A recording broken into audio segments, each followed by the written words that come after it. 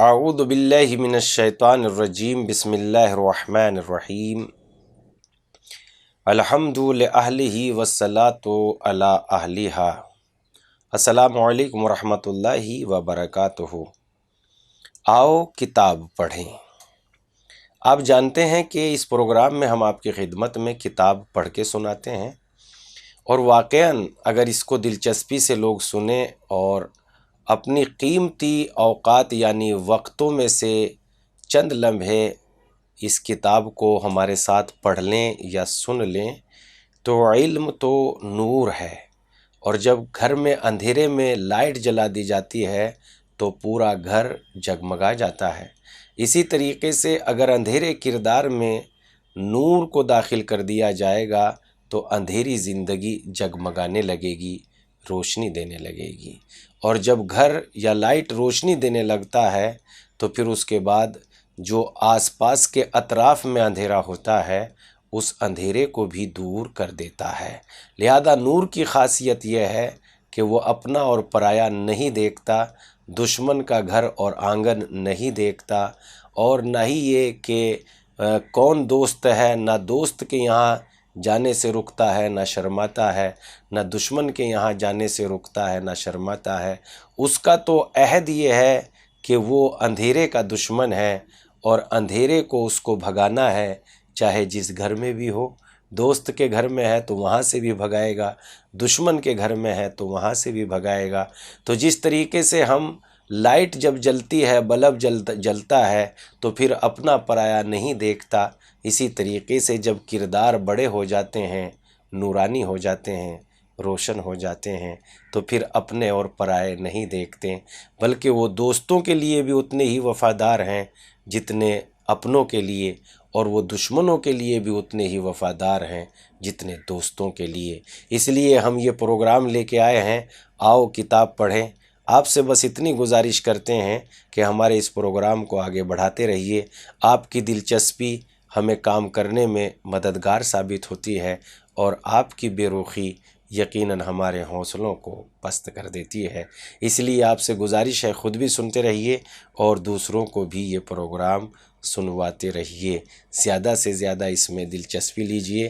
اور آؤ کتاب پڑھیں میں ہم آپ کی خدمت میں رہبران معصوم علیہم السلام پیش کر رہے ہیں، اور گفتگو 12ویں امام تک پہنچ چکی ہے، پیج نمبر 742 تک۔ آئیے گفتگو کے سلسلے کو پھر شروع کرتے ہیں، پیج نمبر 742 سے۔ بسم اللہ الرحمن الرحیم۔ ان کے علاوہ اور بھی بہت سے شعراء گزرے ہیں جو ائمہ علیہ السلام کے معاصر تھے یا ان کے شاگردوں کے ہم عصر تھے، جنہوں نے اپنے اشعار میں صراحتاً یا اشارتاً امام مہدی ارواحنا فداہ کا تذکرہ کیا ہے، اور اکثر یہ ہوتا تھا کہ یہ لوگ ائمہ علیہ السلام سے دریافت کرتے تھے کہ قائم آل محمد اور مہدی منتظر آپ ہیں۔ اس وقت ائمہ علیہ السلام موقع و مناسبت سے امام قائم السلام کے بارے میں بیانات اور ارشاد فرما دیتے تھے۔ یہ ان حدیثوں کی بے پناہ شہرت کا اثر تھا کہ حضرت امام زمانہ کی ولادت سے بہت پہلے بہت سے جھوٹے دعوے دار پیدا ہوئے جنہوں نے خود مہدی ہونے کا دعویٰ کیا، یا ان کی طرف اس بات کی نسبت دی اور اس غلط فائدہ اٹھایا گیا، جیسے فرقہ کسانیہ جو امام زمانہ علیہ السلام کی ولادت سے 2 صدی پہلے وجود میں آ گیا، اور یہ لوگ محمد حنفیہ کو امام اور مہدی منتظر خیال کرتے تھے، اور اس بات کے معتقد تھے کہ وہ نگاہوں سے غائب ہو گئے ہیں اور ایک دن ضرور ظاہر ہوں گے، اور اپنے دعوے کے ثبوت کے لیے ان حدیثوں سے تمسک کرتے تھے جو پیغمبر اسلام اور ائمہ علیہ السلام سے امام غائب کے بارے میں نقل ہوئی ہیں۔ عباسی خلیفہ مہدی نے خود کو مہدی نام دیا تاکہ اس بہانے لوگوں کے مذہبی جذبات سے فائدہ اٹھائے۔ علماء اہل سنت اور علماء شیعہ کی کثیر تعداد نے اپنی اپنی کتابوں میں ان حدیثوں کو جمع کیا ہے جو حضرت مہدی علیہ السلام کے بارے میں نقل ہوئی ہے۔ مسند احمد بن حنبل 241 میں انتقال کیا۔ صحیح بخاری وفات 256 ہجری اہل سنت کی بے پناہ معتبر کتاب ہیں، اور یہ دونوں کتابیں امام زمانہ علیہ السلام کی ولادت سے پہلے لکھی گئی ہیں۔ ان دونوں کتابوں میں حضرت سے متعلق حدیثیں موجود ہیں۔ شیعہ کتابیں حسن بن محبوب کی کتاب مشیخہ، جس کے بارے میں طبرسی مرحوم کا قول یہ ہے کہ کتاب امام زمان علیہ السلام کی غیبت کبریٰ سے 100 سال پہلے لکھی گئی۔ اس کتاب میں غیبت سے متعلق حدیثیں موجود ہے۔ طبرسی مرحوم اس بات کی بھی وضاحت فرماتے ہیں کہ شیعہ محدثین کی وہ کتابیں جو امام محمد باقر اور امام جعفر صادق علیہ السلام کے زمانے میں لکھی گئی، ان کتابوں میں بھی غیبت کی روایتیں موجود ہیں۔ اس کے علاوہ شیعہ اور سنی علماء نے حضرت مہدی علیہ السلام سے متعلق مستقل کتابیں لکھی ہیں، اور ان میں سے بعض کتابیں حضرت امام زمانہ کی ولادت سے قبل لکھی گئی ہیں۔ اہل سنت کے مشہور رواجنی وفات 250 ہجری نے اخبار المہدی امام کی ولادت سے پہلے لکھی۔ ائمہ علیہم السلام کے بعض اصحاب جیسے انماطی اور محمد بن الحسن بن جمہور نے امام زمانہ کی ولادت اور غیبت سے پہلے اور ان کی غیبت کے موضوع پر کتابیں لکھی۔ حضرت مہدی علیہ السلام اور ان سے متعلق موضوعات پر اتنی کثرت سے روایتیں موجود ہیں کہ اسلامی مسائل میں بہت کم ایسے موضوعات ہیں جن میں روایات کی تعداد اتنی زیادہ ہو۔ اتنی روایتوں کا یقینی ہونا شیعہ اور سنی علماء کے درمیان بالکل قطعی ہے۔ علماء شیعہ کے علاوہ اہل سنت کے بہت سے علماء ایسے ہیں جنہوں نے ان روایتوں کو متواتر قرار دیا۔ من جملہ ان علماء کے سنجری وفات 363 ہجری اپنی کتاب مناقب الشافعی میں لکھتے ہیں کہ وہ حدیثیں جو حضرت مہدی علیہ السلام کے بارے میں رسول خدا سے نقل ہوئی ہے وہ متواتر ہیں۔ کتاب امام مہدی مؤلف لکھتے ہیں کہ اگر وہ روایت شمار کی جائیں جو شیعہ اور سنی علماء نے نقل کی ہیں تو حضرت مہدی علیہ السلام کے بارے میں 6000 روایتیں ملتی ہے۔ یقیناً ایک بڑی تعداد ہے اسلام کے وہ بدیہی موضوعات جن پر تمام مسلمانوں کا اتفاق ہے، ان موضوعات میں سے اتنی کثرت سے روایتیں نہیں ملتی۔ لہذا یہ کہا جا سکتا ہے کہ مسلمان ابتدائی اسلام سے مہدی منتظر اور ان کے ظہور سے واقف تھے، خاص کر شیعہ جو درسگاہ اہل بیت علیہم السلام کے پروردہ ہیں، اور اس حقیقت کے باقاعدہ معترف تھے اور ہمیشہ حضرت کی ولادت کا انتظار کرتے رہتے تھے۔ حضرت مہدی علیہ السلام کے بارے میں جو حدیثیں وارد ہوئی ہیں ان میں سے اس بات کی باقاعدہ وضاحت کی گئی ہے کہ حضرت مہدی بنی ہاشم میں سے ہیں، فاطمہ زہرا کے فرزند، اور حضرت سید الشہداء امام حسین علیہ السلام کی نسل سے ہیں۔ ان کے والد کا نام حسن ہے اور خود پیغمبر خدا کے ہم نام ہیں۔ ان کی کنیت بھی پیغمبر کی کنیت ہے۔ پوشیدہ طور سے ولادت ہوئی اور پوشیدہ زندگی بسر کریں گے۔ ان کے لیے 2 غیبتیں ہیں، ایک مختصر اور دوسرے طولانی، اور جب تک خدا چاہے گا وہ لوگوں کی نگاہوں سے پوشیدہ رہیں گے، اور جب خدا کا حکم ہوگا ظاہر ہوں گے۔ وہ قیام فرمائیں گے، دین اسلام کو ساری دنیا میں پھیلا دیں گے، اور وہ دنیا جو ظلم و جور سے بھر چکی ہوگی اس کو عدل و انصاف سے بھر دیں گے۔ ان روایتوں میں حضرت امام زین العابدین علیہ السلام کی شخصی اور جسمی خصوصیات تک بیان کی گئی ہیں، اور امام سے متعلق بہت ساری باتیں ان روایتوں میں مذکور ہے۔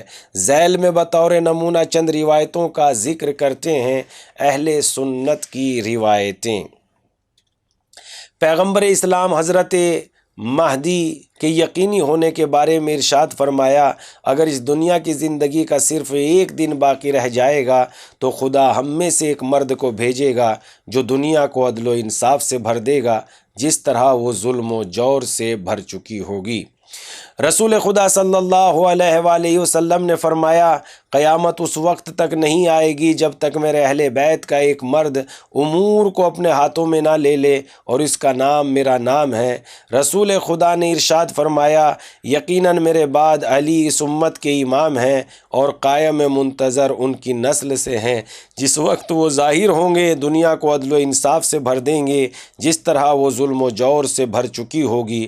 قسم ہے اس ذات کی جس نے مجھے بشیر بشارت دینے والا اور نذیر ڈرانے والا بنا کر بھیجا، یقیناً وہ افراد جو اس کی غیبت میں ثابت قدم رہیں گے اکسیر کی طرح نایاب ہیں۔ اس وقت جابر کھڑے ہوئے اور عرض کیا اے رسول خدا صلی اللہ علیہ وآلہ وسلم، کیا آپ کے فرزند قائم کے لیے بھی غیبت ہے؟ فرمایا ہاں میرے پروردگار کی قسم، مومنوں کا امتحان ہوگا، وہ خالص قرار دیے جائیں گے اور منکرین ہلاک ہوں گے۔ اے جابر یہ اللہ کے امور میں ایک امر ہے اور رازوں میں سے ایک راز ہے جس کو اس نے اپنے بندوں سے پوشیدہ رکھا، اس میں شک کرنے سے پرہیز کرو کیونکہ خداوند بزرگ و برتر کے امور میں شک کرنا یقیناً صحیح نہیں ہے بلکہ انکار اور منکر کی حد تک پہنچا دیتا ہے۔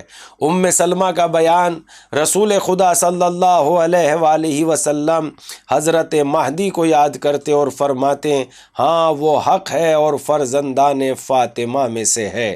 سلمان فارسی کا بیان ہے کہ وہ رسول خدا کی خدمت میں حاضر ہوئے دیکھا رسول خدا اپنے زانوں پر حسین بن علی کو بٹھائے ہوئے ہیں اور ان کی آنکھیں اور لبوں کا بوسہ لے رہے ہیں اور یہ فرما رہے ہیں کہ تم سردار ہو، سردار کے فرزند ہو، سردار کے بھائی ہو، تم امام ہو، امام کے فرزند ہو، امام کے بھائی ہو، تم حجت خدا ہو، حجت خدا کے فرزند ہو اور حجت خدا کے بھائی ہو، تم تو حجت خدا کے پدر ہو جن میں نوا ان کا قائم ہوگا، یعنی 9 امام حسین علیہ السلام کی نسل سے ہوں گے۔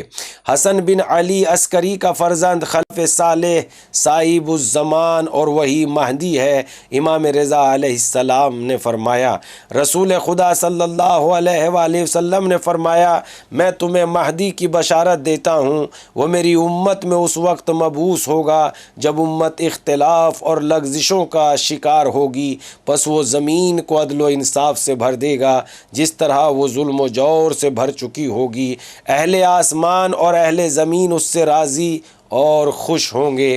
امام رضا علیہ السلام نے فرمایا جو متقی اور پرہیزگار نہیں ہے وہ دیندار نہیں ہے، یقیناً خدا کے نزدیک وہی سب سے زیادہ باعزت ہے جو سب سے زیادہ متقی اور پرہیزگار ہے۔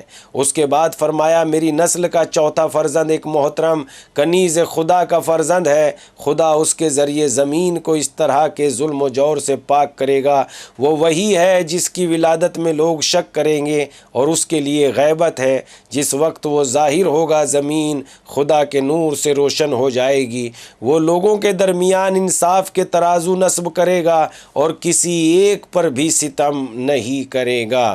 خدا ایک ایسا گروہ لائے گا جو خدا کو دوست رکھے گا اور خدا بھی اسے دوست رکھے گا، اور الہی سلطنت کو وہ حاصل کرے گا جو ان کے درمیان پوشیدہ ہے، وہی مہدی ہے۔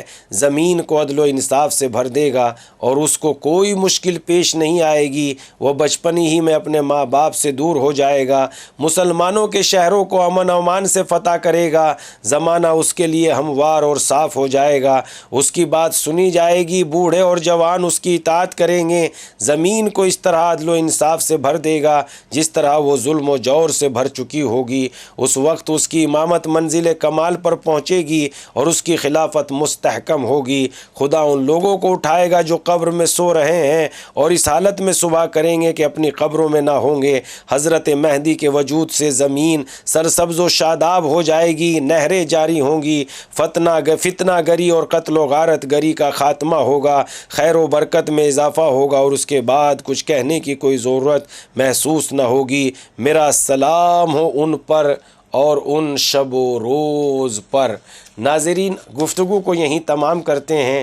ہماری گفتگو پیج نمبر 748 تک پہنچ گئی ہے، لہذا وقت ہو چکا ہے تمام کرنے کا، لیکن گزارش وہی ہے، نور سے نور کو روشن کرتے رہیے، انوار بن جائیں گے، اور انوار جب ہو جائیں گے تو سارے عالم کو روشن کر دیں گے۔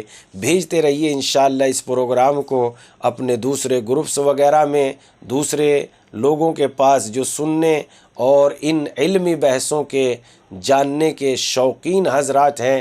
انشاءاللہ تعالی اس سے ہم بھی روشن ہوں گے، ہمارا وجود بھی منور ہوگا۔ پھر حاضر ہوں گے آپ کی خدمت میں آؤ کتاب پڑھے کے ساتھ۔